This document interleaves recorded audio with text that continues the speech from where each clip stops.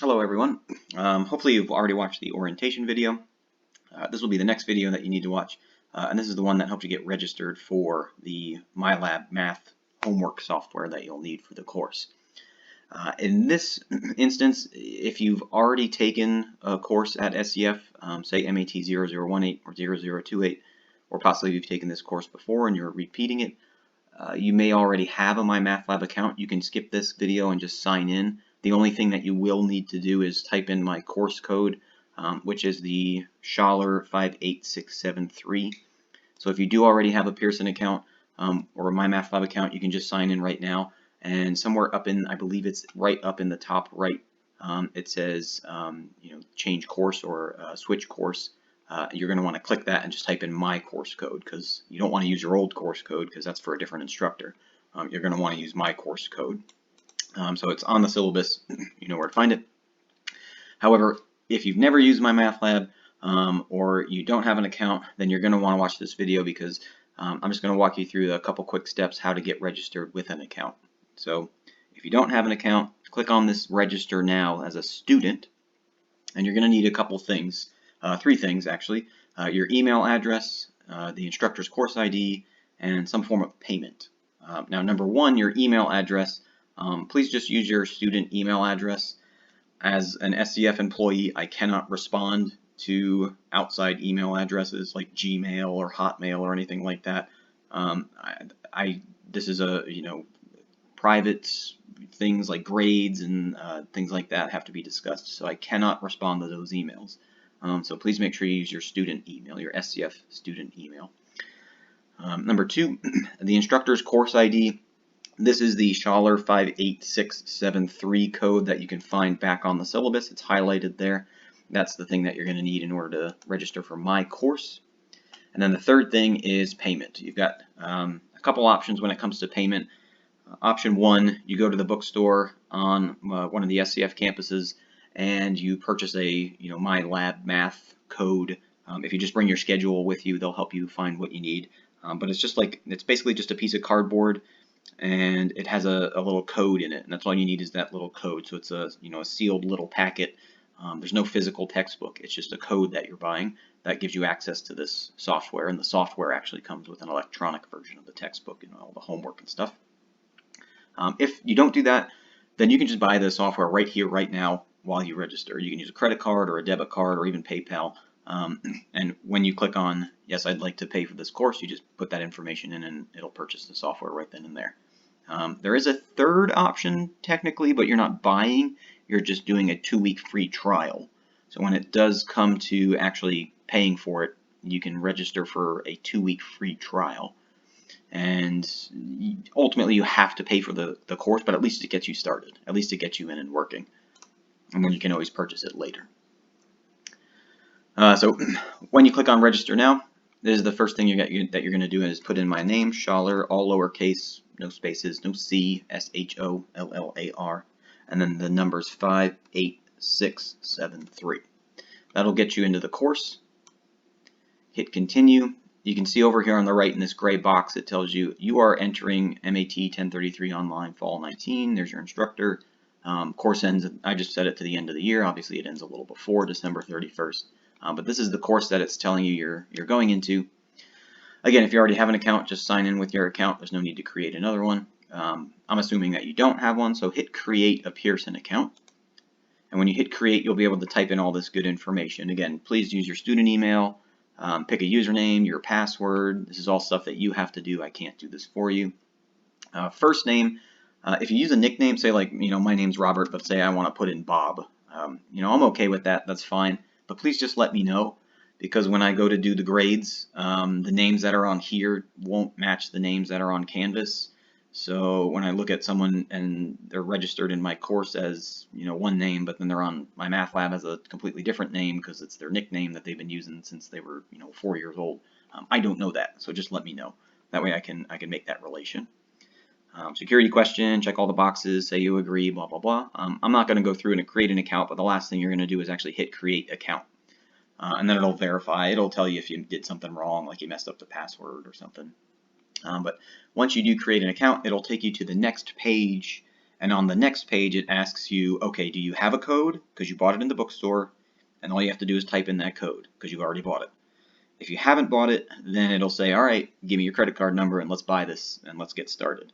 So those are your two options. You can either buy it in the bookstore and then have the code here ready to go, or you can just buy it right here. It's usually a little cheaper on the website than it is in our bookstore, but the only place you can use your financial aid is in the bookstore. You can't use your financial aid on the website.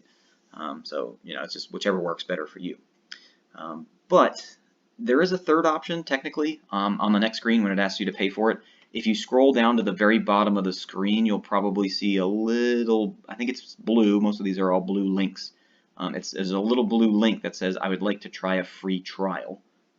And it'll give you 2 weeks of access to the course, and you can start working on it for 2 weeks for free.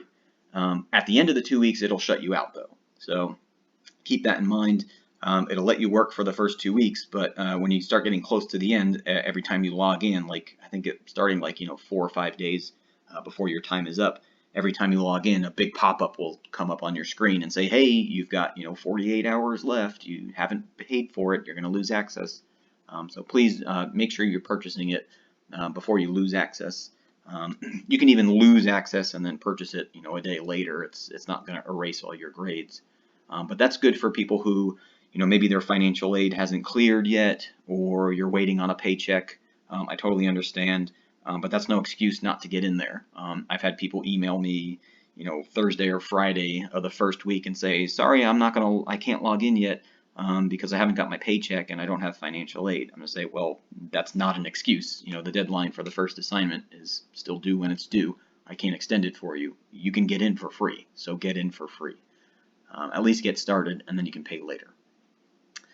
So once you're in that whole, the whole setup where you've got registered, it's got you in the course, you've paid for the course, and you're ready to go, I'm going to click over to this screen because it'll probably take you to a home screen where you can see your courses if you've had previous courses. If you only have the one course, then you'll just see the MAT 1033. Your view is obviously going to look a little different. I have tons of courses. You probably only have one course or maybe an old course floating around. But once you get into my course, registered, paid, this is where it puts you. It puts you in the home screen for MAT 1033 online, and you can start to see your grade breakdown. It shows you your progress in the course. Obviously, again, yours is going to look a little different because I'm seeing everyone's instead of just yours. So mine is an instructor view, but on the left-hand side, you'll see most of the same stuff. The main one is assignments. The one thing you're going to want to do is keep up on these assignments, and as you can see, I've got them opened up, and you can see all the assignments that we have. I've broken them down section by section, and they're open. You can start going, you can work ahead. I have no problem with working ahead, and I also left them open so that even past the due date you could still work on them. Obviously there's going to be a penalty, like a late penalty, but I wanted to give you guys as much flexibility as possible to work on the assignments because it is an online course. So there are due dates technically, but you can work on the assignments past the due dates. It just takes off 25% of your grade at that point. So do keep that in mind. And you can see the due dates are all lined up here, and obviously the first ones are on August 27th. So you've got 4 sections to do by August 27th. If you have any questions or anything like that, please let me know. Obviously, but it's pretty straight and to the point. Do this section, do this section, do this section, do this section, right? That's your first week's assignment. And then the second week, obviously, do the next section, next section, next section. And you can see by the due dates where you should be as far as the course is concerned. So these are the homework assignments. When you click on these homeworks, it'll open them up and you can see how many questions I have in each one. Each section ranges from, I don't know, some are a little shorter. Maybe some sections are only like 15 questions. Some sections are longer. Maybe there's a bit more to cover. They might be like 30 questions.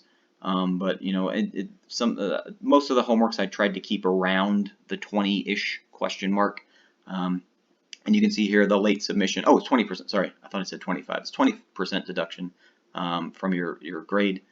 So if again, if you're one of those people who says, hey, can you reopen the assignment because I didn't finish? No, so it's already open. It's going to be open. It's always going to be open. You can just take the late penalty. So On the left, the other thing you might click on is the gradebook. That'll just keep you up to date on your grades. E-text, that'll get you to the textbook, where you can actually go browse through the pages of the textbook. I think more important might be the Student Solutions Manual will be nice for the e-text, but again, more importantly, I think the best thing that you can probably go for is over here on the Multimedia Library.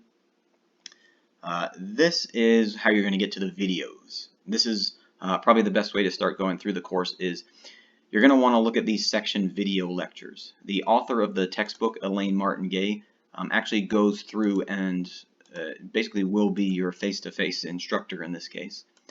If you click on section video lectures and click on the chapter and the section you're looking for, it'll pull up these videos, and you can watch these videos that will actually explain the material. She stands in front of a whiteboard and she talks and she explains all the lessons. You can pause, you can rewind, obviously. The only thing is you don't really have the benefit of asking her a question because it's not a traditional classroom setting. So that is a little different. And this first video is the entire section 2.1. This is broken down into 4 different sections. So the first video is the entire video, and then these 4 are just subsections of that first video. They're not like, it's not like there's 5 different videos to watch. There's only one video, but this is the same video just broken down into 4 sections. So if you have one specific topic that you want to watch, you can go back and watch that. Obviously on the left there's some purchase options. If you did the free week, 2-week free trial, you can decide which purchase options you want to go with. But again, the most important thing really on the left here is just assignments. As long as you're doing these assignments, then everything's okay. This is the part that counts for that big chunk of your grade. I believe it was 37.5% of your grade. This is going to be the big chunk. If you look here, you may also see these quizzes and tests. These are not necessary. It says attempts 0 of infinity. You have an unlimited number of attempts. You do not have to do these. These are just for practice. I didn't want to take them away from you because you paid for the software, so I wanted to leave everything that you paid for. So feel free to go and do some practice tests and quizzes, but these are not graded. I will not count these towards your grade, so you can do whatever you want with those. The only thing that you're required of is the stuff under the homework section. These are the sections that count towards your grade. So if you go back to the syllabus and look at your grade, where it says 37.5% for the MyLab and mastering assignments, that 37.5% of your grade is only coming from these homeworks. No quizzes, no tests, no video watching or anything like that. It's just all these blue homework assignments. So to keep this video a little bit shorter, I'll stop it here, and I'll make another video actually doing some homework. I'll do a couple homework problems so you can get the gist of it. So stay tuned for that one.